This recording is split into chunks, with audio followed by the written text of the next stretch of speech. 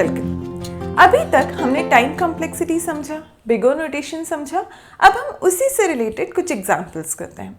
तो सबसे पहले सबसे सिंपल एग्जांपल जो अभी तक हम करते आ रहे हैं, कई बार हमने ये वाला कोड देखा हुआ है। हम सिंपली एक फॉर लूप लिखते हैं, हर बार आई प्लस प्लस हो रहा है और इसका रिजल्ट हमें पता है। हम कई बार इसे बिग ओ नोटेशन के टर्म में एक्सप्रेस कर चुके हैं। इसका रिजल्ट है बिग ओ ऑफ एन। अब इसी प्रॉब्लम में मैं थोड़ा सा चेंज कर रही हूँ। Instead of I plus plus, I'm making it I assigns I multiplied by 2. This is the only change जो मैंने यहाँ पे किया है। इसकी स्टेपिंग चेंज कर दिया है। अब I plus plus नहीं हो रहा है, I multiplied by 2 हो रहा है। आप वीडियो को यहीं पे पॉज कीजिए और आप बताइए कि बिगर नोटेशन के टर्म्स में इसका रिजल्ट क्या होगा। जब आपने अच्छे से इसे टाइम दे दिया हो तो अब हम आगे डिस्कस करते हैं। देखो, इसको ऐसे समझो कि ये अगर n में 8 लूँ, ठीक है, तो ये 1 के लिए चलेगा, ठीक है, फिर ये 2 के लिए चलेगा I मल्टीप्लाइड बाई 2, नेक्स्ट ये 2 स्क्वायर के लिए चलेगा, नेक्स्ट ये 2 क्यूब के लिए चलेगा। तो ये लूप कितनी बार चला? 4 टाइम्स, 1 2 3 4।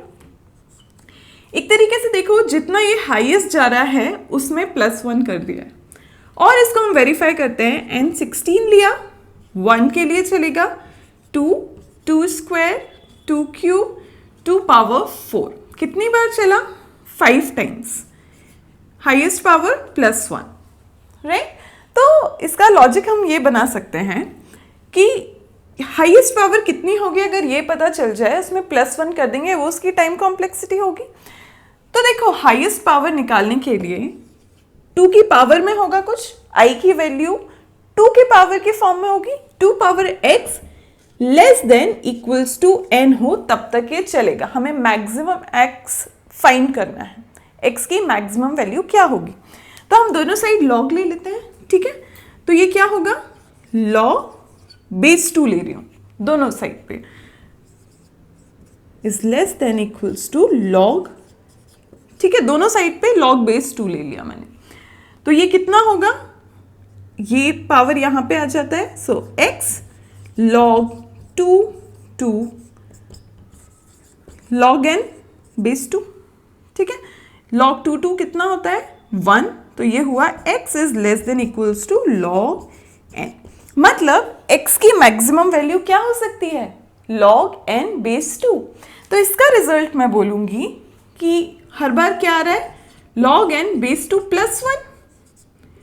इसको बिग ओ नोटेशन के टर्म्स में क्या बोलेंगे? हम कांस्टेंट को इग्नोर कर सकते हैं। इसका रिजल्ट हुआ big O of log n। समझ में आया?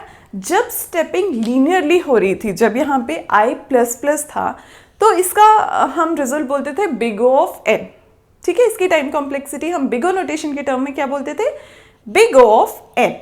अभी यहाँ मैंने स्टेपिंग चेंज की, i मल्टीप्लाइड बाई 2, तो 2 की पावर्स में ये बढ़ रहा है ना। तो ये कितनी बार चलेगा हमें ये फाइंड करना था, और ये हमें समझ आया बाय लॉजिक कि ये log n टाइम्स चलेगा। log n +1 टाइम्स हम इस लूप को चला रहे हैं। तो बिग ओ नोटेशन के टर्म में हम कांस्टेंट को इग्नोर कर देंगे और मैं बोलूंगी big O of log n। समझ में आया? अब मैं इसमें थोड़ा सा और ट्विस्ट लाती हूँ, I मल्टीप्लाइड बाई 3। इसका रिजल्ट बताइए क्या होगा। सेम लॉजिक, जिस तरीके से आपने इसे सॉल्व किया उसी तरीके से ये सॉल्व होना है। तो अगर आपने इसे टाइम दे दिया हो, सेम जिस नोशन पे हमने जब I मल्टीप्लाइड बाई 2 था, जिस स्टेप को हमने फॉलो किया था, उसी तरीके से आप इसको भी सोचिएगा। ये क्या हो रहा है? 1, फिर 3 के लिए चल रहा है, फिर 3 स्क्वायर, 3 क्यूब, 3 पावर 4। तो सेम आप वही लॉजिक लगाएंगे, तो ये होता है log n बेस 3, ठीक है, big O of log n base 3। तो इस तरीके से आपको ये प्रॉब्लम समझ आई। जब मैंने स्टेपिंग चेंज की तो बिग ओ नोटेशन के टर्म्स में हमने टाइम कॉम्प्लेक्सिटी को एक्सप्रेस किया and came out as log n, ठीक है। तो आप याद रखो कि हमेशा एक फॉर लूप आपको दिख गया तो आप देख के ये नहीं बोल सकते कि बिग ओ ऑफ n है। ठीक है, आपको स्टेपिंग देखना है, कितनी बार ये फॉर लूप चल रहा है उससे आपको समझ आएगा और आप टाइम कॉम्प्लेक्सिटी को फाइंड कर सकते हैं। तो इस केस में रिजल्ट हुआ big O of log n base 3। Okay guys, तो आपको इसका लॉजिक समझ आया। log n बेस 3 इसका बिल्कुल करेक्ट आंसर है, पर हो सकता है कि आपको कहीं पे मल्टीपल चॉइस क्वेश्चंस हो और वहाँ पे big O of log n base 2 लिखा हो इसका आंसर। ये कंसीडरेबल है। जनरली जब हम बिग O नोटेशन की बात करते हैं तो log के बेस को हम 2 ही मान के चलते हैं, ठीक है। अगर कुछ नहीं भी लिखा होता तो हम बोलते हैं बेस 2। लॉजिक आपको पता है, वही जब n की बहुत हाई वैल्यूज़ हैं तो कांस्टेंट में थोड़ा डिफरेंस करने से ज़्यादा फर्क नहीं पड़ेगा, ठीक है। तो उसी लॉजिक से यहाँ पे log बेस 2 भी बोलते हैं और in general log base 2 he consider किया जाता है अगर आपने सिर्फ log n लिख दिया है तो, ठीक है। तो इसमें आप कंफ्यूज ना हो, this is the more accurate answer, पर आप इसको ऐसे भी डिनोट कर सकते हैं और आप simply big O of log n भी लिख सकते हैं। ओके, तो अब आपको log n कैसे फाइंड करना है उसका कॉन्सेप्ट क्लियर है। अब एक और एग्जाम्पल हम लेते हैं। सपोज ये आपका लूप है,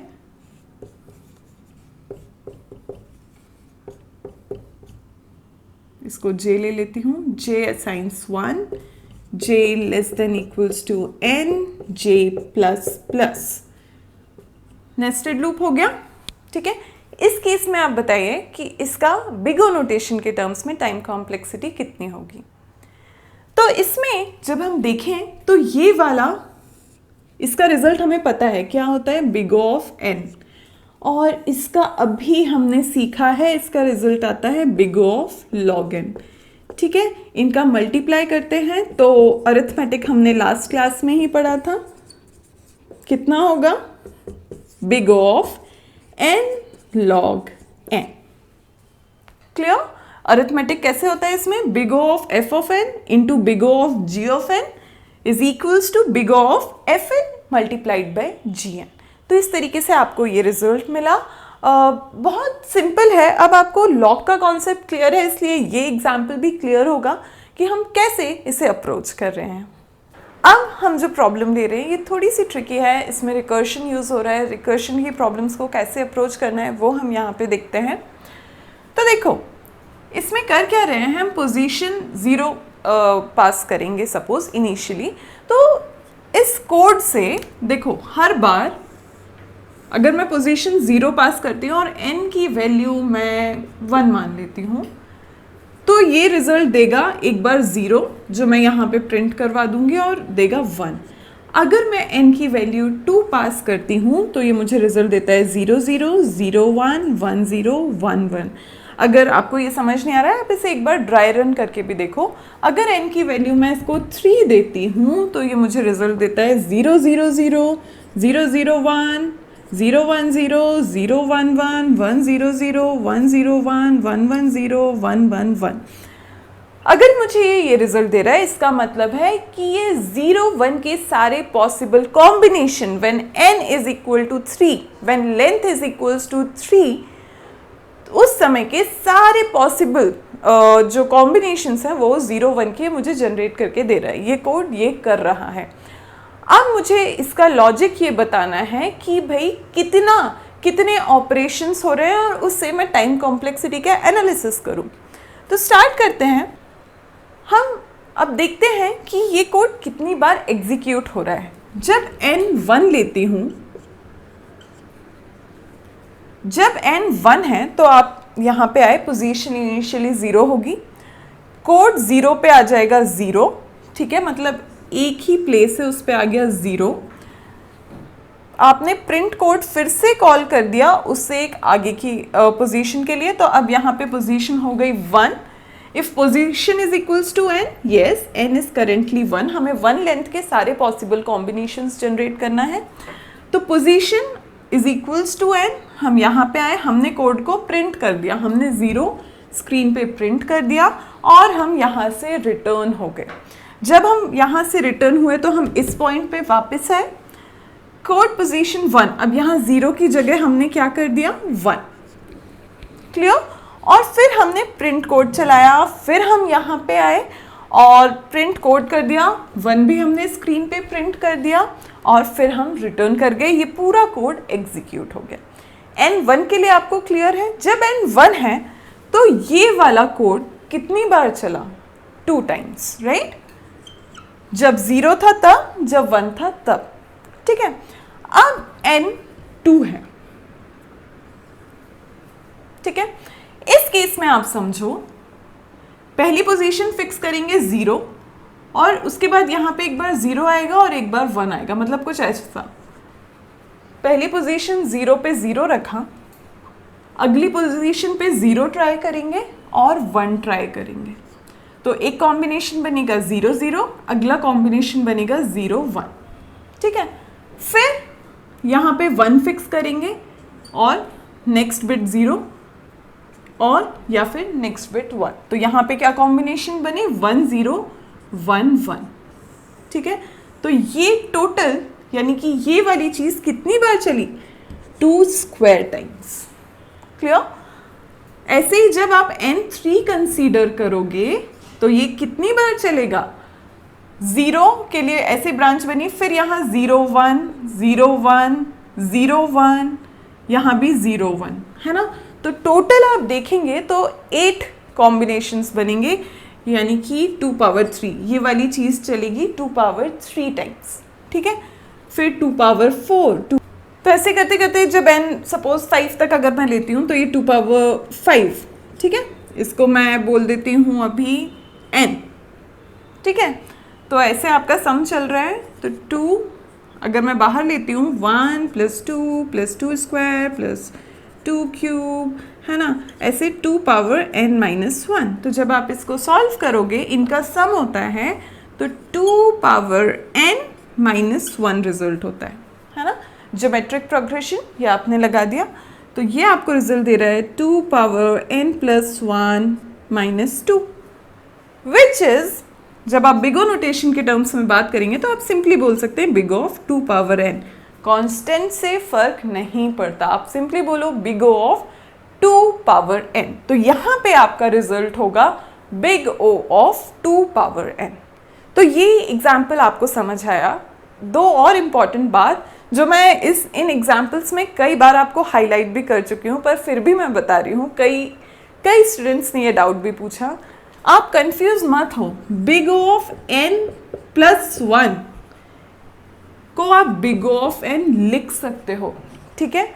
इसमें कंफ्यूज मत हो, इसकी एक्सप्लेनेशन मैं कई बार आपको दे चुकी हूँ। बिग ओ ऑफ n+1 को बिग ओ ऑफ n लिखो, कॉन्स्टेंट्स पे ध्यान मत दो, आपको n के टर्म्स में बताना है ना। तो आप n पे फोकस करो, so big O of n। ऐसे ही एक और चीज, जैसे big O of n³ plus big of n³ plus n² है, तो आप इसको बिग ऑफ n³ लिखोगे। This is not the correct way, आपको सिर्फ हाईएस्ट पावर कंसीडर करनी है। तो ये 2 इंपॉर्टेंट बात थी, जब आप कैलकुलेशंस कर रहे हो तो आप कंफ्यूज ना हो, सिंपली हाईएस्ट पावर्स को कंसीडर करना है आपको। तो यहाँ पे आपका रिजल्ट होगा बिग O ऑफ n, यहाँ पे होगा बिग O ऑफ n³। ये 2 डाउट्स थे जो बहुत सारे स्टूडेंट ने पूछे और मैं क्लियर करना चाहती थी। So this was about the examples. आप बहुत प्रैक्टिस करो इसकी, अलग अलग तरीके के क्वेश्चंस करो फ्रॉम डिफरेंट बुक्स। बहुत सारे ऑनलाइन प्लेटफॉर्म्स अवेलेबल हैं जहाँ पे आपको मिलेगा बिग O नोटेशन के एग्जाम्पल्स, आप उनको सॉल्व करने की कोशिश करो। Thank you. यही वीडियो का इंग्लिश ट्रांसलेशन भी अवेलेबल है, जिसका लिंक आप डिस्क्रिप्शन बॉक्स में देख सकते हैं।